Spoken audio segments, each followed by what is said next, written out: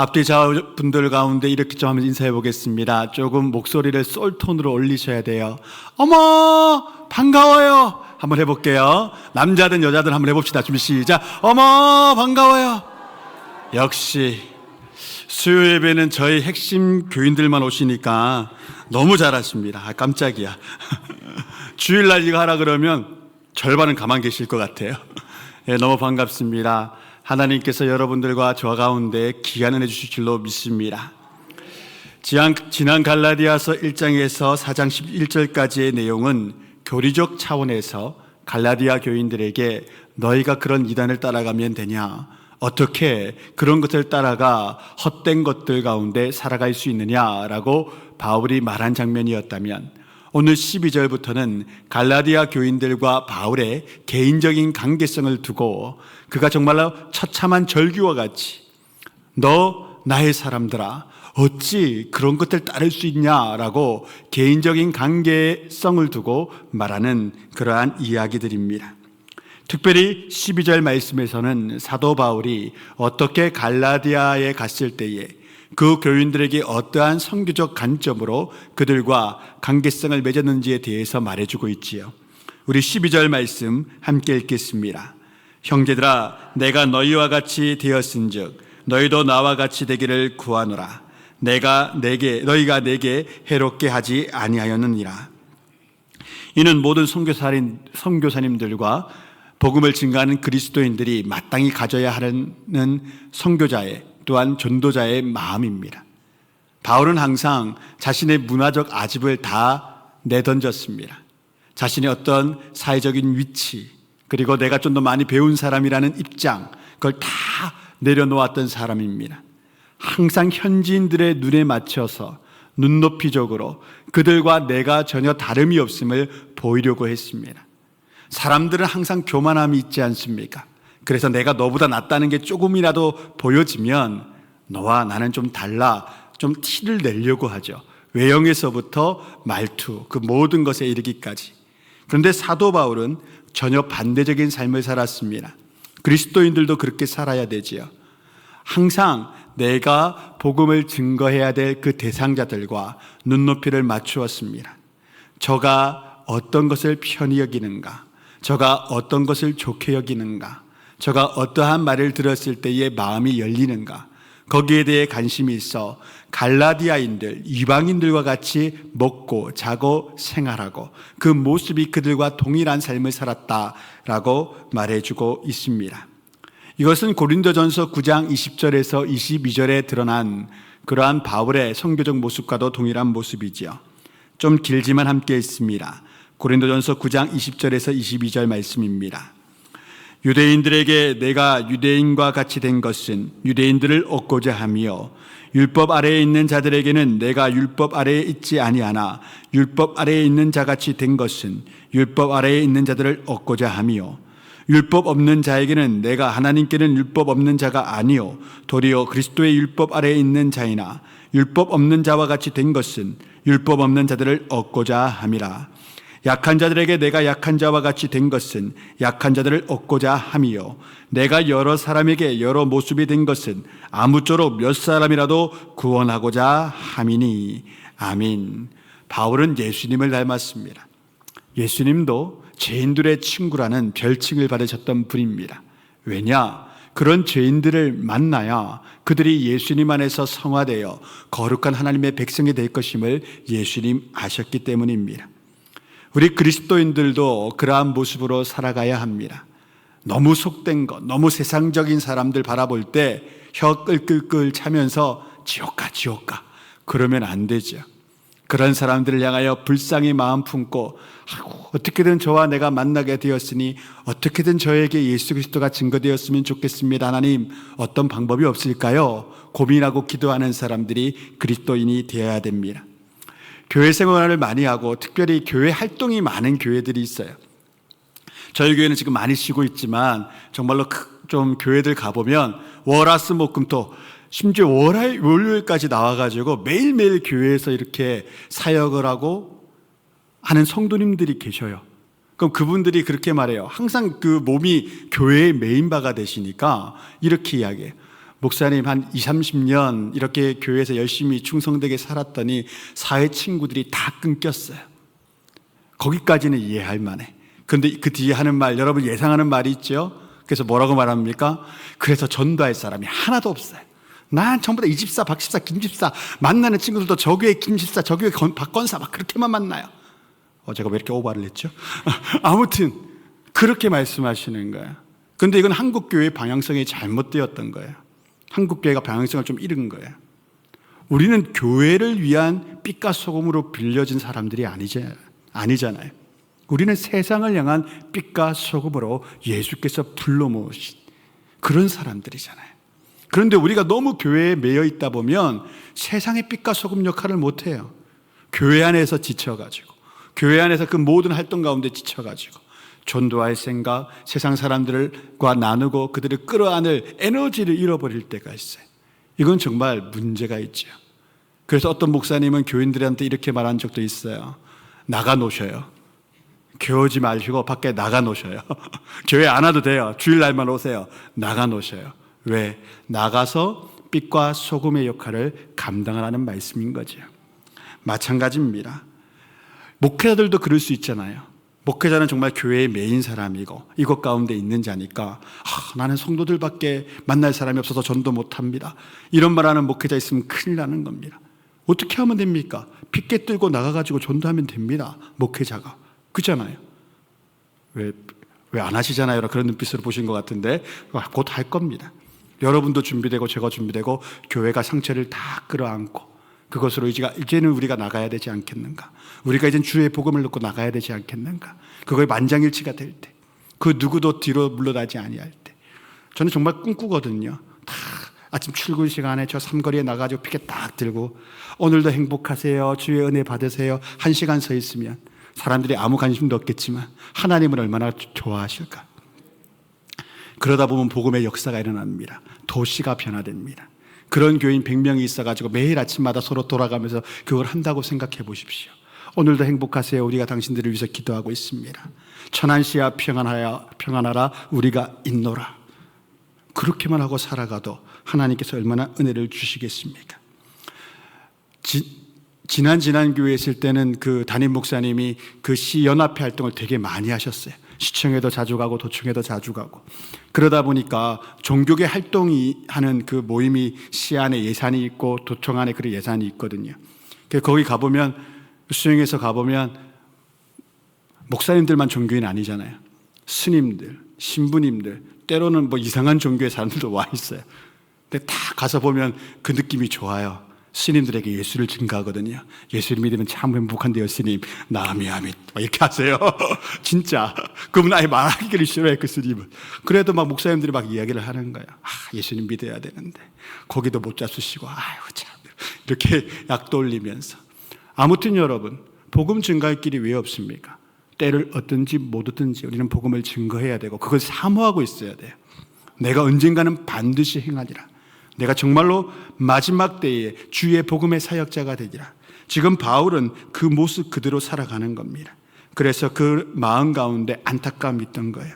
그렇게 그들의 눈높이에 맞추어서 복음을 증거하여 하나님의 백성으로 만들어놨던 그들 가운데 이단의 무리가 들어가서 저들이 바른 복음을 가지고 이단의 무리를 배척하고 귀신의 영을 쫓아냈으면 좋겠는데 그것들을 받아들이니 얼마나 기가 찼겠습니까? 우리 13절과 14절의 말씀 함께 또 읽어보겠습니다.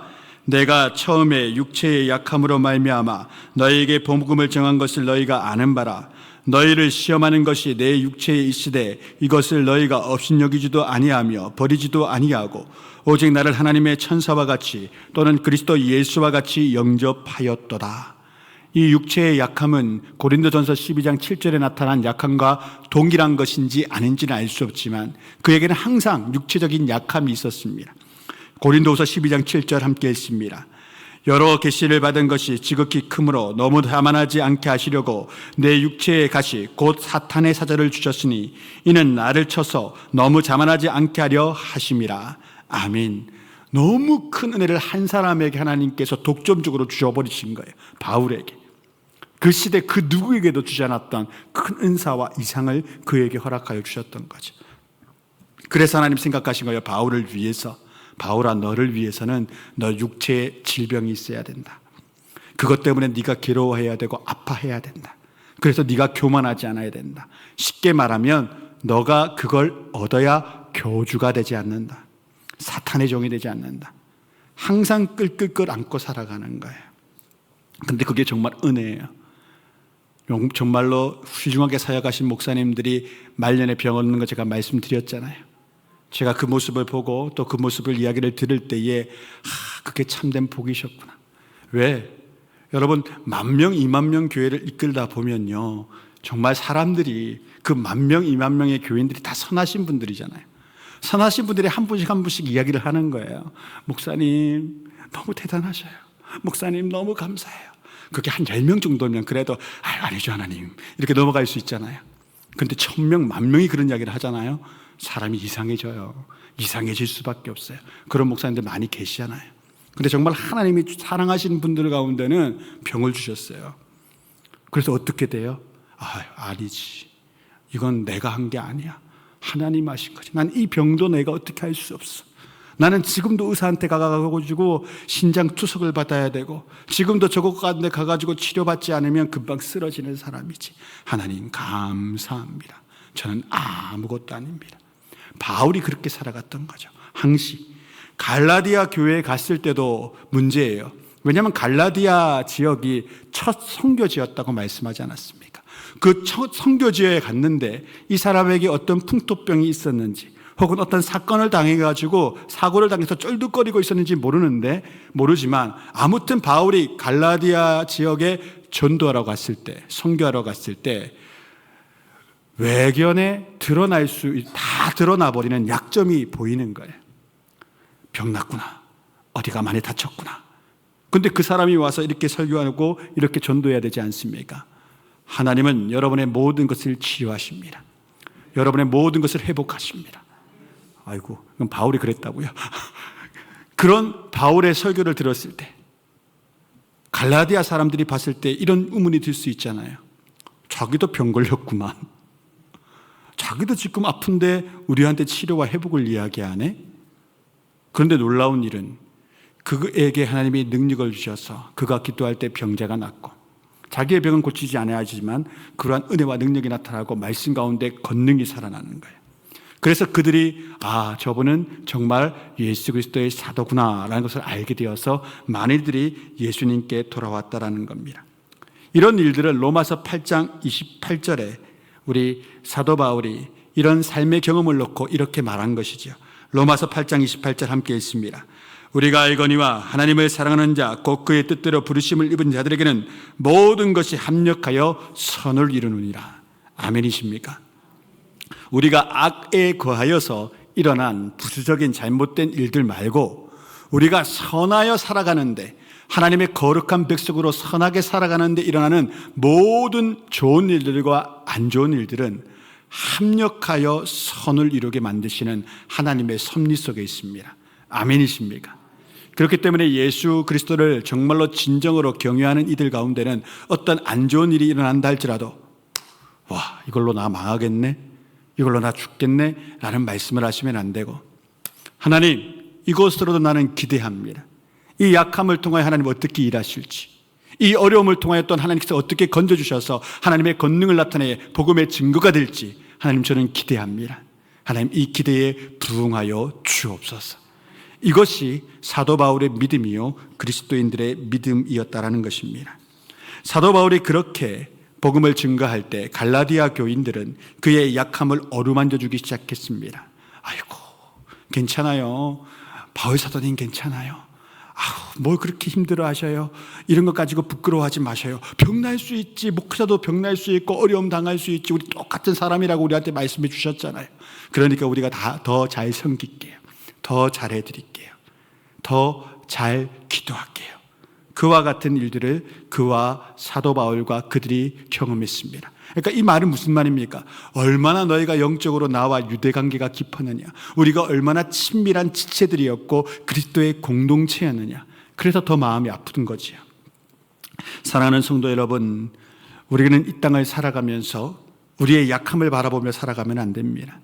내 안에 있는, 또한 내 안에 있는 어떤 우수한 점들을 바라보며 살아가도 아니됩니다. 그건 세상 사람들이 그렇게 살아가잖아요. 내 안에 있는 재물, 학식, 능력, 인성, 그것을 바라보면서 소망을 품고 살아가는데 그 소망이 여지없이 다 깨어지는 것이 세상 사람들의 삶이 아닙니까?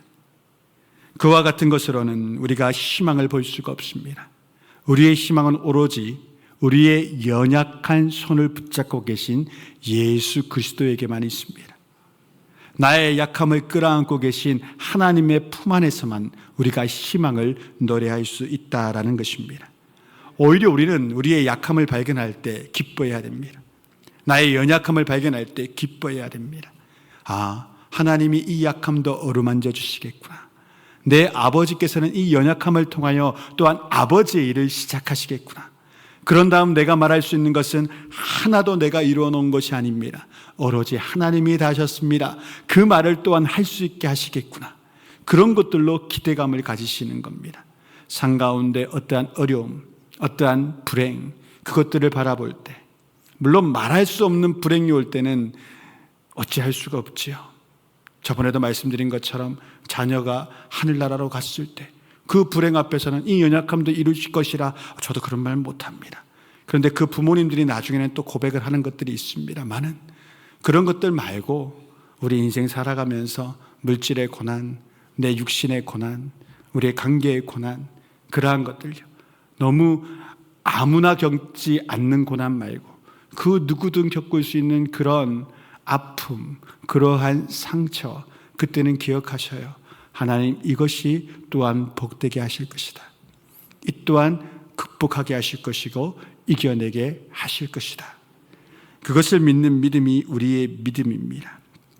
갈라디아 교인들은 약함을 가지고 있던 바울을 천사처럼 예수 그리스도처럼 영접하였습니다. 왜냐하면 그 가운데 하늘의 음성이 들려짐을 확신했고 확인했던 까닭이지요. 너무 귀하지 않겠습니까?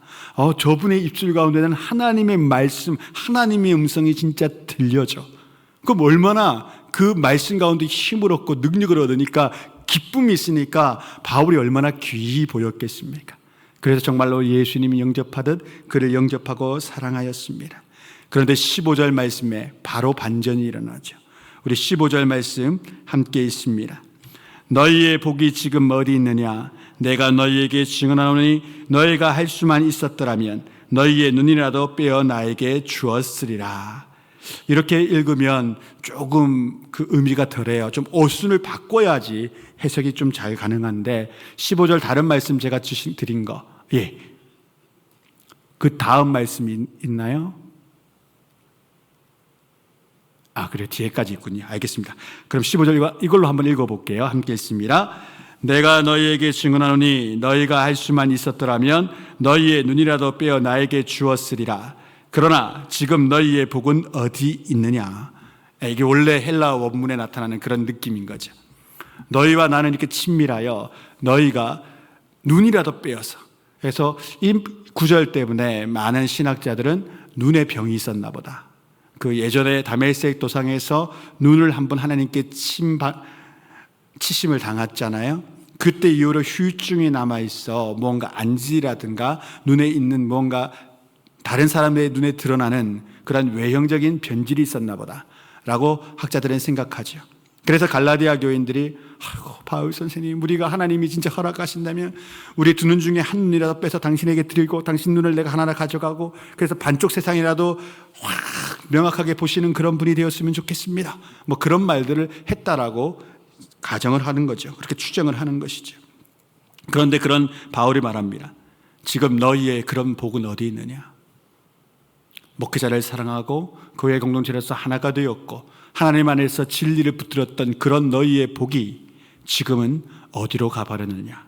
라고 묻고 있는 겁니다. 왜요? 그들 속에 이단의 사상이 들어와서 이단의 교리를 따르며 어제까지는 형제자매였던 자들이 그 잘못된 사상과 교육 가운데서 당신은 나의 형제가 아니요, 당신은 진짜 구원받지 못하였어 라는 말들을 하고 있으니, 심지어 사도 바울을 통하여서는 저 사람은 사도가 아니다, 사도 바울은 진정한 목회자가 아니다 라고 말하는 그들 앞에서 정말 가슴이 아파 이야기하는 것이지요. 16절 말씀은 정말 저를 눈물 짓게 만드는 그런 말씀입니다. 16절 함께 읽습니다. 그런즉 내가 너희에게 참된 말을 함으로 원수가 되었느냐. 너무 바울이 싫은 거예요. 왜 싫으냐? 이단의 교사들은 거짓된 교리를 가르치는데 바울은 하나님의 참 가르침을 가지고 그들을 훈계하니 싫은 거예요. 내가 믿고 싶은 대로 믿게 내버려 둬라 말이야 라고 말하는 거예요. 하나님의 말씀으로 훈육을 해도, 하나님의 말씀의 음성으로 다가가도, 예전에는 그것 때문에 눈도 빼줄 만큼 귀하다 여겼던 그가 이단의 사상에 물드니까 바른 가르침이 아니야, 올바르지 않아, 미워하고 중후하여 원수처럼 여기게 되었음을 말하는 장면이기 때문입니다.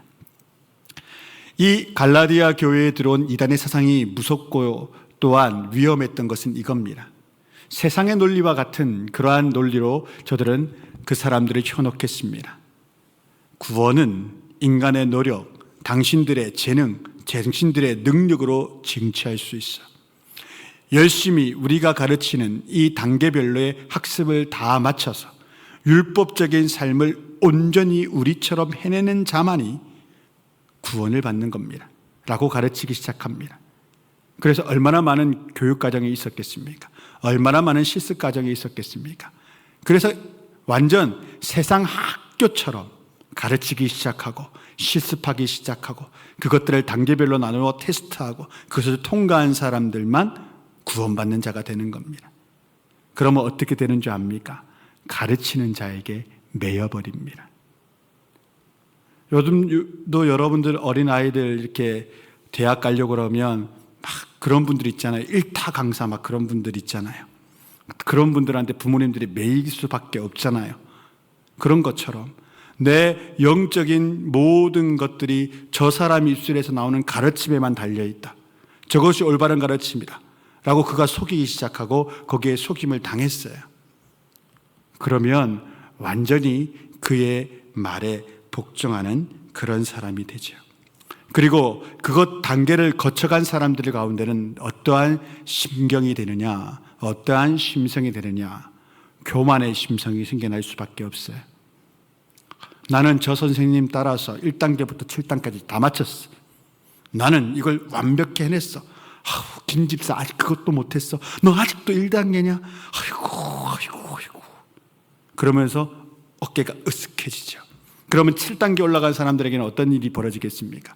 그 이단의 교주가 당신도 우리와 같은 가르침을 베풀 수 있는 자격이 주어졌어. 하지만 아직까지 하등한 것이니 우리의 말에 절대적으로 복종해야 하오. 바로 그와 같은 단계별적인 일들이 일어납니다. 이것은 여러분 갈라디아 교회에서만 일어난 일이 아닙니다. 현재 모든 이단들에게도 일어납니다. 마치 네트워크 방매처럼 다단계처럼 등급이 쫙 나누어져 있어요. 그럼 여러분들 가운데서도 믿음이 연약한 분들은 물을 거예요. 우리 교회도 그렇지 않습니까? 목사가 제일 위에 있고 그 다음에 장로들이 있고 뭐 권사 집사들이 있고 그 다음에 일반 성도가 있는 이렇게 피라미드 아닙니까? 여러분 그 정말 여러분 피택 교육 잘못 받으신 거예요. 그건 그런 게 아니죠. 오히려 반대죠. 예수님처럼 낮아져서 신발을 벗고 여러분의 발을 씻겨야 되는 분들이 목사와 장로님들이지. 섬김의 직책이죠. 아래의 직책이죠. 군림하라고 있는 자리가 아니죠. 강대상 위에 있지만 제가 내려가서는 여러분의 발을 씻겨드려야 되죠. 항상 눈물로 여러분들을 위해서 기도드려야 되죠. 그것이 장로의 직책입니다. 목사의 직책입니다. 항상 섬김과 봉사죠. 그래서 우리 권사님들 주방에서 여름에도 땀을 뻘뻘 흘려가면서 우리 성도님들에게 국수를 대접하고 있는 거 아닙니까? 그거 직책하라고, 그 봉사하라고 내게 주신 하나님의 임무라 여기기 때문입니다. 하지만 이단의 사상에 물들면 그런 것들이 싹 사라집니다. 위계 질서만 잡혀 있습니다. 상명하복만 있습니다. 그것이 세상의 원리고 사탄이 바라는 모습이기 때문입니다. 교회 안에도 그런 모습이 비춰집니다. 이단의 교회 가운데는 항상 그렇지요. 위에 사람이 아래 사람에게 한마디 한 것 지켜지지 아니하면 큰일 납니다. 그것이 그 사람들의 법이기 때문입니다. 자, 오늘 17절과 17절의 말씀 또한 한번 함께 읽어보겠습니다. 그들이 너희에게 대하여 열심 내는 것은 좋은 뜻이 아니요 오직 너희를 이간시켜 너희로 그들에게 대하여 열심을 내게 하려 함이라. 이 사람들이 정말 열심히 일합니다. 악한 이단들은 정말 열심히 일합니다. 보고 있으면 기가 찰 정도로 열심입니다. 눈 뜨면서 눈 감을 때까지 그 일만 하고 살아갑니다. 쉼이 없습니다. 그런데 그 이유가 있습니다. 오늘 17절은 정확하게 이야기합니다. 그들은 그렇게 그 사람들에게 열심을 내고 그 사람들을 칭찬하고 관리하지만 종국에는 그 사람들의 위에 서서 그 사람들의 칭송을 받기 위해 그와 같은 일을 한다. 여호와 같은 사람들이지요. 실제로 이단들은 정말 이렇게 가르칩니다. 우리의 말을 지켜 우리의 신앙 매뉴얼대로 율법의 1단계까지 통과하셨습니까? 그렇다면 이제부터는 훌륭한 그리스도의 군사입니다. 그런데 이제부터는 비밀스러운 일을 좀 배워야 합니다. 이건 아무에게나 가르치는 것이 아니라 6단계까지 올라간 사람들 중에 그들 중에서도 신실하고 우리가 보고 하나님 판단하시기에 너무 거룩한 이들에게만 주는 것입니다. 이것은 비밀스러운 것이기 때문에 그 누구에게도 이야기하시면 안 됩니다. 당신들만 우리와 함께 이 교육을 받는 겁니다. 이제부터 눈 뜰 때부터 눈 감을 때까지 그 모든 것들에 대하여 우리와 상의하고 보고하셔야 됩니다. 그래야지 이것도 훈련이기 때문에 이제부터는 눈 뜰 때부터 눈 감을 때까지 훈련 과정이라 생각하셔서 당신의 모든 삶을 우리와 공유하셔야 됩니다. 보통 사람들에게 이 말하면 최종신이야? 이렇게 이야기하죠. 그런데 이단의 무리에 속하여 6단계 어느 단계까지 교육을 받고 당신의 모든 일거수일투족 오늘 무엇을 먹고 무슨 이야기를 했고 어떤 사람과 계약을 하고 어디를 갖고 하는 것까지 다 보고하십시오. 이것도 훈련입니다. 이러면요 하나같이 보고서를 작성합니다. 다 내어줍니다. 심지어 계좌번호 비밀번호까지 내달라면 다 내어줍니다. 그것도 훈련이라고 하니까요. 물론 그렇다고 해서 그 사람들이 유치하게 그 돈을 취하지는 않지만 다 알고는 있습니다. 이것이 사탄의 영에 빠지는 사람들에게 일어나는 놀라운 현상입니다. 바울은 그것이 안타까워 결론을 말합니다. 그네들이 왜 그렇게 하는 줄 아냐? 하나님 영광 위해서 하는 게 아니다. 너희에게 높임받고 너희에게 칭송받으려는 모습이다. 깨달아 봐라. 무엇을 깨달아 보라는 겁니까? 하나님의 말씀을 증거하는 자들이 사람의 칭송받는 것을 어떻게 생각하더냐? 그건 아무 관심도 없어요. 하나님의 신실한 종들은 사람이 나를 칭찬하는 것, 사람이 나를 좋아하는 것에는 정말로 일에 관심도 없습니다. 오로지 뭐에만 관심이 있습니까? 이것으로 하나님이 기뻐하시나? 10,000명이 싫어한다 하더라도 하나님이 사랑하시면 됐다, 나 이 일한다. 1,000명의 성도가 방대하더라도 하나님이 그거 하라 하시면 내가 이 교회를 나간다 하더라도 개척한다 하더라도 내가 그럼 이건 한다. 하나님 원하시는 거니까.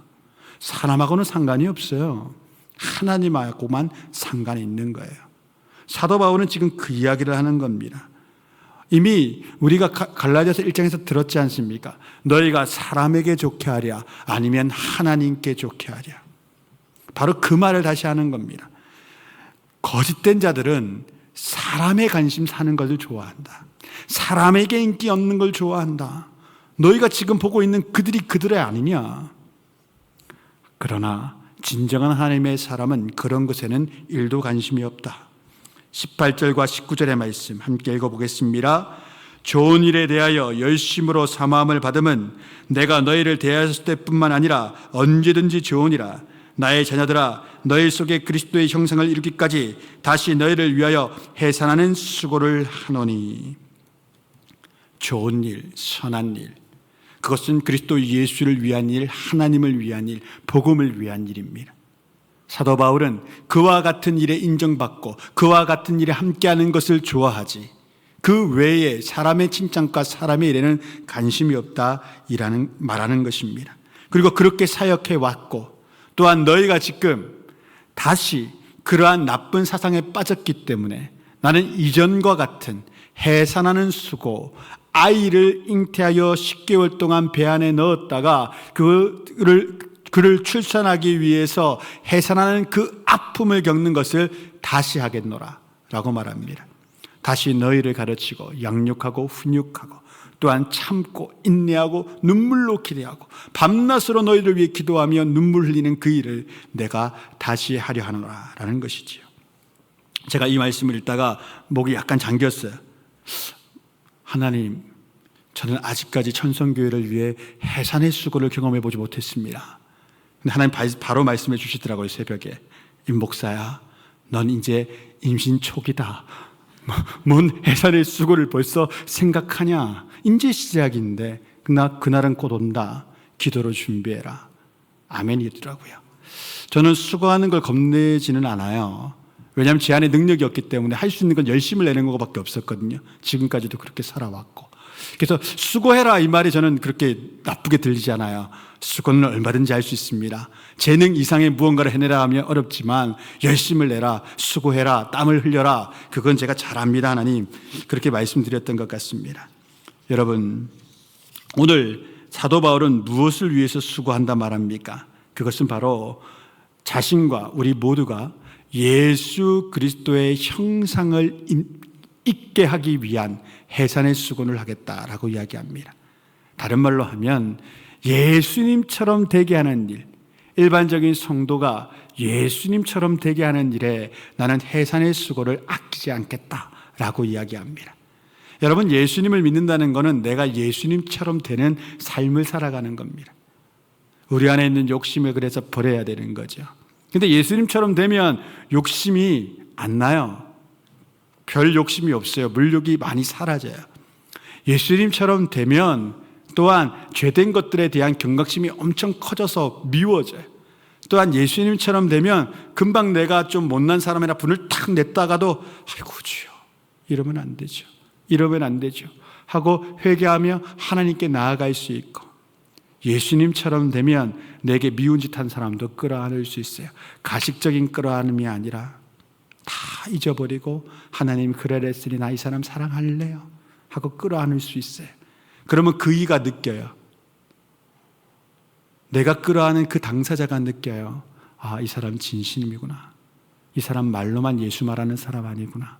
이 사람 진짜 예수님의 사람이구나. 저는 우리 천성교회가 그런 교회가 되었으면 너무 행복할 것 같습니다. 우리 주님이 우리를 향하여 그런 기대를 가지고 계십니다. 저는 저희 교회를 바라볼 때 하나님이 큰 기대를 가지고 있다고 확신합니다. 가슴이 쿵쾅거려요. 아, 하나님 정말 기대하고 계시구나. 하나님 이 교회를 통해 큰 역사를 이루시겠구나. 그런데 하나님, 저는 능력 없는 종입니다. 저는 그냥 따라만 가겠습니다. 하나님이 인도하십시오 라고 기도하고 있습니다.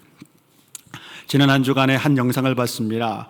경북 경산에 있는 작은 마을에 10명 모이는 교회가 생겼더랬어요. 한 13년 전의 이야기인데 그 10명의 교회가 지금 한 200명의 교회가 되었는데, 그 10명의 교회에 있을 때부터 그 사모님과 목사님이 기도를 했대요. 하나님, 아이들을 조금 관리하고 키우는 그런 교회 되었으면 좋겠습니다. 목사님에게 비전이 있어가지고 그 교회는 이런 원칙을 내세웠어요.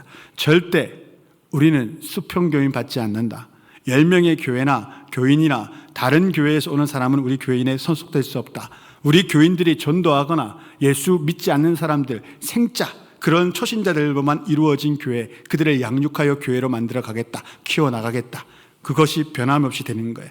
근데 그러다 보니까 그렇게 시작을 한 교회인데 지금 200명이 되었고, 지금 그 작은 교회가 대안학교 하나를 세웠는데, 그 대안학교의 올해 졸업생들 중에서 80% 학생이 미국 명문대를 다 들어갔더라고요.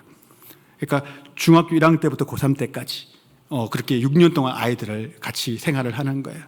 이야, 새벽 5시 반에 일으켜가지고 새벽 기도를 1시간씩 하고 막 선배가 아이들과 PT를 나누고 뭐 그렇게 하는 학교였어요. 근데 그런 간증을 하시더라고요. 막 학교에 대한 관심도 없을 때, 그걸 해야겠다고 없고 그냥 교인들 아이들을 홈스쿨링하고 있을 때 어떤 교회 지체들과 함께 기도를 하는데 약간 정신적으로 아픔이 있던 자매가 있었는데, 그 자매가 회복이 된 줄 알고 일상생활을 하니까, 근데 갑자기 기도회 중에 귀신의 영이 그 안에서 폭발해버리는 거예요. 그래서 그 사모님이 고백이 그래요. 자기도 귀신 들린 사람 받은 적이 있지만 이런 귀신 들리면 처음 봤다고. 진짜 영화에서 나오는 것처럼 혀가 이까지 내려오고 몸을 뒤틀리면서 막 음성을 말하는데 이렇게 말하더라는 겁니다. 내가 대장 마귀에게 명령을 받아서 이곳에 2년 동안 숨어 있었는데 이곳에서 학교를 만든다고 해서 내 그 학교는 절대 만들지 않게 하겠다 맹세하고 이곳에 왔는데 학교가 생겨버렸네. 난 대장에게 어떻게 가 뭐 그렇게 소리 질렀더래요. 그러니까 주변에 있는 사람들이 놀라는 거죠. 우리는 학교 만들 생각도 없는데 학교가 생겼다고 말하고. 그래서 사모님이 그 생각을 했대요. 아이고, 하나님이 귀신을 통하여 우리에게 말씀하시는구나. 너희들 이 사역하라고. 그때부터 학교를 준비하셨더래요. 제가 그 이야기를 들으면서 그 생각을 했어요. 저 사람들은 20명 있을 때 저런 기도 응답을 받았다는데 우리 교회는 여러분 500명의 교인이 있습니다. 우리가 예수님의 형상을 진정으로 입는다면 어떤 일이 일어날까요? 우리 개개인 한 사람 한 사람이 예수님의 성령의 영을 뜨겁게 받아서 매일매일의 삶이 예수와 같은 삶을 살아간다면 이 지구가 어떻게 변할까요? 전 항상 그런 교회를 꿈꿔왔거든요. 여러분 한 사람 한 사람 한번 쳐다보세요. 좀 쳐다봐 보세요. 어색해도 쳐다보세요. 이 사람이 예수구나. 이 사람이 예수님이구나. 그렇게 여기셔요. 그렇게 사랑하셔요. 그렇게 아끼셔요. 우리 안에서 사랑이 충만해야 됩니다. 우리 공동체 안에서 성령의 능력이 흘러넘쳐야 됩니다. 그것을 바라시고 소망하면 제가 소망하는 그 소망이 여러분의 하룻불 가운데도 들어가서 여러분의 하룻불 가운데서도 그 불이 일어나면 그 불들이 모여 활화살이 되어 천안과 대한민국을 불태울 줄로 믿습니다. 그런 은혜와 역사가 우리 가운데 있기를 주의 이름으로 축원드립니다.